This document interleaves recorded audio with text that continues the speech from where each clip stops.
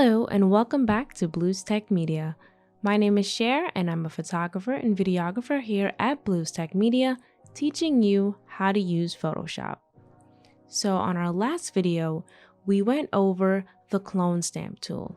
In this video, we're going to be going over the heel brush tool, very kind of similar to the clone stamp, in which we're going to go over the differences between the two tools and at what time do you use one tool versus the other. Cool. So for starters, the shortcut for the heel brush tool is J. So once we click on J, as you can see, some familiar kind of options come up similar to the clone stamp. The heel brush tool allows you to fix minor imperfections in a photograph. So similar, like I said, to the clone stamp tool, you can fix blemishes, marks on the face. And you do this by using patterns and sampling patterns from the surrounding area. So the clone stamp tool does exactly that, but the clone stamp tool clones and uses a copy and paste kind of technique.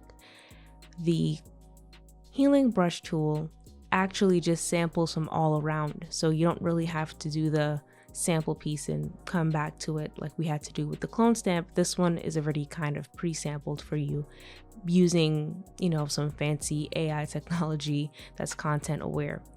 So we have these options up here: content aware, create texture, proximity match. So I usually like to use content aware. So what it basically does is takes nearby image, the nearby image around it, and kind of use its surrounding to fill in the selection. The create texture, what that does is it uses more of the pixels and it creates more of the texture look that you're looking for. And the proximity match uses the pixels around the edge of the selection to find an area to use as a patch. So you have three different options. Like I said, I like to use content aware. It works the best for me. And it usually is really well with, finding that surrounding texture and finding that surrounding color and matching it really well. So, like I said before, if you missed it before, the shortcut for the heel brush tool is J, and this is what it looks like right here. If you click on Alt, you have other options. This is the patch. So very similar to like what I just talked about with the proximity match and using patches, you can use it as a patch as well. I find this a little bit more difficult, especially if you're doing skin retouching.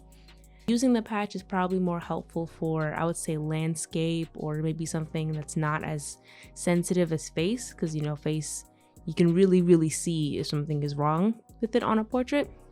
So I really just like to use the brush. And this is your content aware move tool. So like it says, it selects and moves the parts of the image and fills in the area of what's left behind. Cool. So I'm gonna go back to the spot healing tool. Like I've been saying before, y'all, if you click on these learn how, if you wanna get more and more information, you can always do that just to get a little refresher. Cool. So back to the spot healing tool. So like we always do in the beginning, I'm going to duplicate this layer just in case we want to go back and see some changes. Now using my zoom tool again, I'm going to zoom into this image. Cool. So I retook away all the edits from the last video. So now we're back to the original image and I want to get rid of this small blemish right here. So going back to that spot healing tool, J. Now I have my brush. I'm going to make my brush a little bit bigger using the brackets again. And now I'm just going to click on that blemish. There you go. So it went away. So just one more time. So just clicking on that on J for my spot healing tool, and I just went over it and I just clicked on it. So as you can see, with the content aware, it took all of the skin textures from around here and kind of blended it in as best as possible with that. I'm going to show it to you. I'm using create texture. You can see if you see a difference.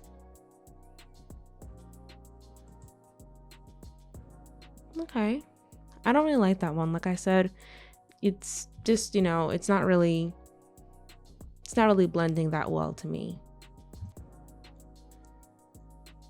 You can kind of look at it here. Yeah, it's added like a weird shadow. We can undo that. So now let's do proximity match. That one's okay. I still feel like it didn't do as well as a job as content aware. I feel like it, you know, got super bright. So going back to content aware. Yeah, I feel as though that did the best job for me. I like content aware. I'm gonna do it right here. Probably get a little of those scratches away. Probably gonna change my brush. Like I said, you can use the brackets, but I'm just using here as well as to show you that you can, you know, also use that pressure, you know, using the Wacom tablet. So I'm just going to decrease that, make it a bit softer.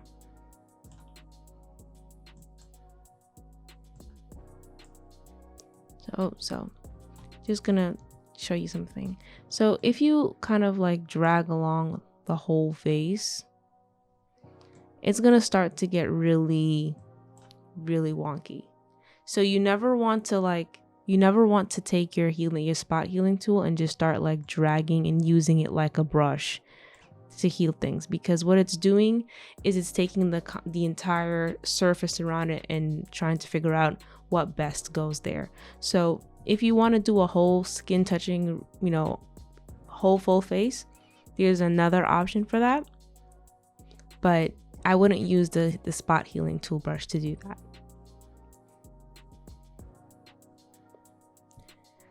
I would also use the spot healing tool. Zoom into her eyebrow. Maybe you just wanted to clean up the eyebrows a little bit, you can do that. Make my brush smaller. Come in between here.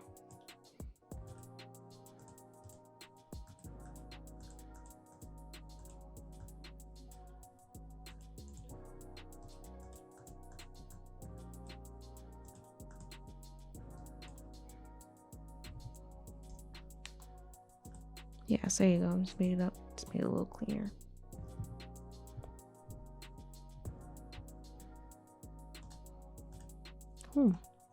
So that's basically how you use the spot healing tool.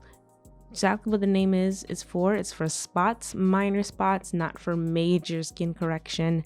The more you try to use the spot healing brush tool and just move it around, it's gonna get a little bit crazy. So use the spot healing brush tool for only minor, you know, spots and imperfections, not for major skin correcting. So we're just taking our time. In my next video, I'm gonna go over the lasso tool, the magic wand tool, and just selecting and being able to select in Photoshop and how that can help you cut things and move things around. Don't worry, we are going to get to the dodging and the burning and, you know, all of these cool action stuff I have up here, but we're taking it one step at a time. So thank you so much for watching this video on how to use the spot healing brush tool.